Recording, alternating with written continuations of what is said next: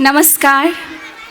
बाल विकास English secondary school को 35वां वार्षिक उत्सव कार्यक्रम का प्रमुख अतिथि नेपाल मजदूर किसान पार्टी का श्रद्धेय अध्यक्ष नारायण मान बिजुक रोहित ज्यू, यस विद्यालय का प्रिंसिपल ज्यू आदरणीय सुरेन्द्र राज गोसाई ज्यू, आदरणीय सीता मैम, यहाँ मंच में बसिरहनु भएका सम्पूर्ण आदरणीय व्यक्तित्वहरू, यहाँ उपस्थित शिक्षक शिक्षिका अभिभावकज्यूहरू, विद्यार्थी भाइ बहिनीहरूमा म हार्दिक अभिवादन व्यक्त गर्दछु।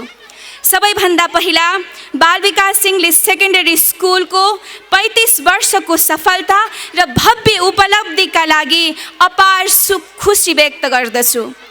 सामान्यतः 33 वर्षलाई एक पुस्ता मानिन्छ। विद्यालयले समाज र देशको लागि एउटा पुस्ता तयार गरी नयाँ पुस्ता हुर्काउँदैछ।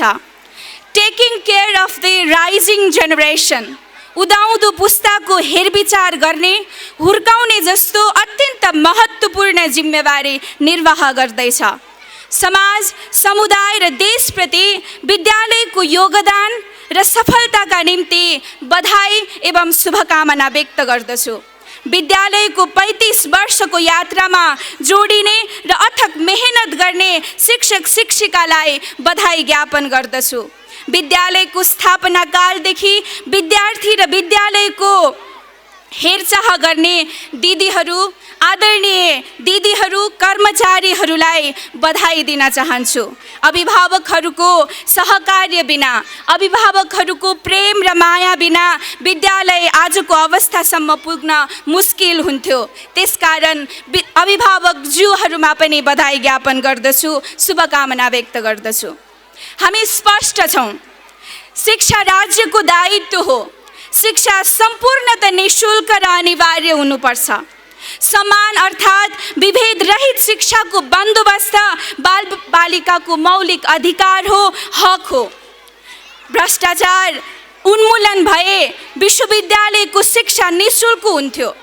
बजेटको 24% शिक्षामा लगानी गरिए सार्वजनिक विद्यालय शिक्षा निःशुल्क मात्र होइन, गुणस्तरीय पनि हुन्थ्यो। तर राज्य आफ्नो कर्तव्यबाट विमुख छ, आफ्नो दायित्वबाट च्युत छ। सरकार सयौं सार्वजनिक विद्यालयहरूको हत्या गरिरहेको समाचारहरू आइरहेको छ। देशमा 57,000 शिक्षकहरूको अभाव छ भन्ने समाचार हामी पढ्न बाध्य छौँ। वार्षिक 12 लाख विद्यार्थी विद्यालय भर्ना हुन्छन्, जम्मा 5 लाखले मात्रै एसी दिन्छन् भन्ने समाचार पढ्न हामी बाध्य छौँ। राज्य शिक्षा, विद्यालय शिक्षा र देशको भविष्यप्रति, भविष्यको पुस्ताप्रति गैर जिम्मेवार भइरहँदा अर्कोतिर शिक्षामा व्यापारीकरण चुलिँदो छ र निजीकरण अथवा नाफातन्त्र पनि चुलिँदैछ भन्ने हामी समाचारहरूमा सुन्छौँ, देखिरहेका छौँ। शिक्षामा व्यापार र नाफातन्त्र विरुद्ध समुदायमा आधारित गैर नाफामुखी शैक्षिक संस्था अर्थात् विद्यालयहरूले बहुसङ्ख्यक मजदुर, किसान र निम्न आय भएका जनताको सेवा गर्नेमा कुनै सन्देह छैन। युग सुहाउँदो गुणस्तरीय शिक्षाका लागि राज्य पूर्णतः जिम्मेवार नबनेसम्म समुदायमा आधारित बाल विकास जस्तो नन प्रॉफिट मेकिङ विद्यालयहरू वैकल्पिक शिक्षा पद्धतिका सिपाही हुन सक्दछन् भन्ने प्रमाण बाल विकासको 35 वर्षहरू हुन्, 35 वर्षको इतिहास हो। त्यसकारण भक्तपुरमा बाल विकास जस्ता विद्यालयको जन्म शिक्षामा दूरदृष्टिको परिणाम नै हो। अब्बल शैक्षिक भविष्यको निम्ति अर्थात् भक्तपुरलाई शैक्षिक गन्तव्य बनाउने, ज्ञान विज्ञानको केन्द्र बनाउने आन्दोलनको एउटा सिपाही बाल विकास पनि हो भन्ने सत्यले हामीलाई गौरवको अनुभूति दिलाउँछ, गौरवको अनुभूति हुन्छ। शिक्षामा राज्यको उदासीनता विरुद्ध लड्दै आत्मनिर्भर भई देशको भविष्य हुर्काउने विचारका अग्रज पुस्ता द्रष्टाहरूप्रति म उच्च सम्मान यो मञ्चबाट व्यक्त गर्दछु। बालककालमा कस्तो शिक्षा र हेरचाह प्राप्त भयो, बालबालिकाको मस्तिष्क त्यही अनुसार विकास हुन्छ।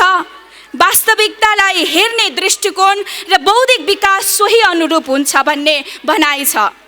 एकजना बालकले स्वस्थ सुरक्षित हुर्काइको अधिकार राख्दछ, हक राख्दछ।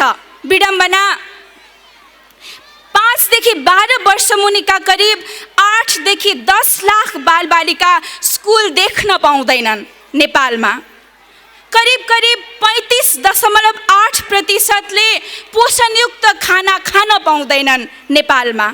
यो विडम्बना हो। देशैभरि शिशु स्याहार केन्द्र र बालउद्यानको महत्त्व र आवश्यकता त्यस कारण छ भनेर हामीले भन्यौँ। आज पनि आवाज उठाउँदैछौँ। बालबालिकाको स्वास्थ्य सुरक्षा र भविष्यको निम्ति मात्र होइन, आमाहरूको फाइदाको निम्ति, आमाहरूको विकासको निमित्त पनि शिशुशाला र बाल उद्यानहरूको आवश्यकता छ भनेर हामीले भन्यौँ। प्रत्येक आमाहरूलाई रोजगारी र श्रम शक्तिको रूपमा विकास गर्नको निम्ति राज्यले नै देशभरि शिशु स्याहार केन्द्र र बाल उद्यानको बन्दोबस्त गर्न आवश्यक छ। हामीले यसो भन्यौँ। प्रत्येक स्थानीय तह र निर्वाचन क्षेत्रमा शिशु स्याहार र बाल उद्यानको बन्दोबस्त भएको भए एकैचोटि 3 लाख महिलाहरूले रोजगारी प्राप्त गर्ने अथवा त्यो गर्नुका साथै रोजगार महिलाहरूले बच्चा हुर्काउनकै निम्ति घर बस्नुपर्ने, काम छोड्नुपर्ने बाध्यता हुन्न थियो भनेर हामीले पटक पटक आवाज उठायौँ। हामी देख्दैछौँ सरकार मात्रको मुख नताकी शिशु स्याहार र बाल उद्यानको विकासमा बाल विकासको प्रयास या अभ्यास एउटा नमुना र उदाहरणीय महसुस हुन्छ। समाजवादी व्यवस्था भएको देश अर्थात् हाम्रो विचारले नजिक देश प्रजाको कोरियामा बालबालिकाको हुर्काइलाई भविष्यसँग जोडिन्छ।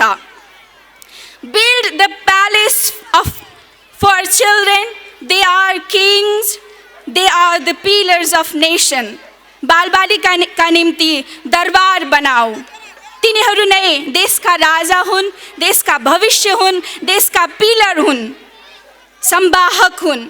समाजवादी व्यवस्थाको ध्येय यही हो र यो आदर्शबाट प्रभावित, यो आदर्शलाई पछ्याउने बाल विकास इङ्ग्लिस सेकेन्डरी स्कुलले पनि पछ्याइरहेको प्रति हामी विश्वास व्यक्त गर्दछौँ।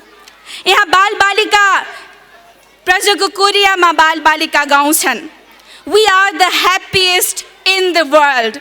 बालबालिकाले यो गाउन सक्ने देशको भविष्य उज्यालो हुन्छ भनेर त्यहाँका नेताहरू बोल्नुहुन्छ। काममा गएका आमाहरू सन्तुष्ट हुँदै भन्छन्, हामी संसारकै सबैभन्दा खुसी आमाहरू हुन्, हाम्रा नानीहरू विद्यालयमा सुरक्षित छन्, बाल दरबारहरूमा सुरक्षित छन्। आमाहरूले यस्तो भन्न पाउने देश उज्यालो देश हो। हामी त्यो आदर्शबाट प्रभावित छौँ।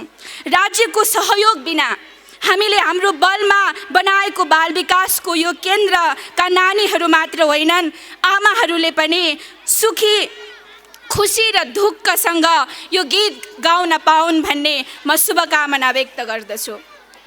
कोभिडको समयमा विद्यालयहरू अझ बढी प्रभावित बन्यो। सरकारले वैकल्पिक शिक्षण विधिको निम्ति शैक्षिक सामग्री दिन सकेन, मास्क, स्यानिटाइजर, साबुन समेत उपलब्ध गराउन सकेन। त्यस्तो कठिन र जटिल समयमा यस विद्यालयले बुद्धिमत्तापूर्वक गरेको प्रयास, शिक्षक शिक्षिकाको मेहनत सराहना योग्य छ, प्रशंसा योग्य छ। हामीले देखेका छौँ अभिभावकहरूलाई कामको बोझ छ, लालाबाला छोडेर बुवा आमा विदेश हुनुपर्ने अवस्था पनि हामीले देखेका छौँ। समाचार पत्रमा हामी पढ्दैछौँ, देश छोडेर विदेशिनु कसको रहर होला र। बालबच्चाको शिक्षाका लागि, भविष्यका लागि भन्दै विदेशिन बाध्य छन्। यो व्यवस्थाको कमजोरी हो भनेर हामीले औँल्याएका छौँ। शिक्षा महँगो हुँदा, स्वदेशमै काम नहुँदा विदेशी भूमिमा काम गर्दा गर्दै ज्यान गुमाउनु पर्ने अवस्था पनि छ। यो व्यवस्थाको कमजोरी हो, हामीले औँल्याइरह्यौँ। त्यति मात्र होइन, छोराछोरीलाई विदेश पढ्न पठाउने, स्वदेशमा राम्रो शिक्षा बन्दोबस्त छैन भन्दै विदेश जाने विद्यार्थी बढ्दो छ। 2021 मात्र 1,21,000 विद्यार्थीले विदेशमा पढ्ने स्वीकृति लिए भन्ने तथ्याङ्क छ। घोषित रूपमा नेपाली 67 अर्ब पैसा बाहिरिएको तथ्याङ्क छ। अघोषित रूपमा एजेन्टहरूलाई दिने पैसा जोडेर खर्बौंको रकम नेपाली रुपैयाँ बाहिरिएको तथ्याङ्क बाहिरिएको छ। शिक्षाको निम्ति नेपाल जस्तो गरिब मुलुकले वर्षेनी खर्बौं रुपैयाँ बाहिर पठाउँछ। यो देशको विडम्बना हो, व्यवस्थाको कमजोरी हो। हामीले यो भनिरहेका छौँ। हामीले भनेका छौँ बालबालिकाका निम्ति विद्यालयदेखि उच्च शिक्षाका निम्ति विश्वविद्यालय शिक्षासम्म जनताको पहुँचमा आवश्यक छ। समाज, संस्कृति र माटोसँग जोडिएको विश्वविद्यालय किसानका छोराछोरी डाक्टर, इन्जिनियर, कूटनीतिज्ञ, अर्थशास्त्री, राजनीतिज्ञ बनाउने विश्वविद्यालय निर्माणको यात्रामा बाल विकासको योगदान, शैक्षिक परिवर्तनको अभियानमा बाल विकासको अगुवाईको निम्ति फेरि पनि बधाई र शुभकामना व्यक्त गर्दै तपाईहरू समक्षबाट बिदा हुन्छु। धन्यवाद।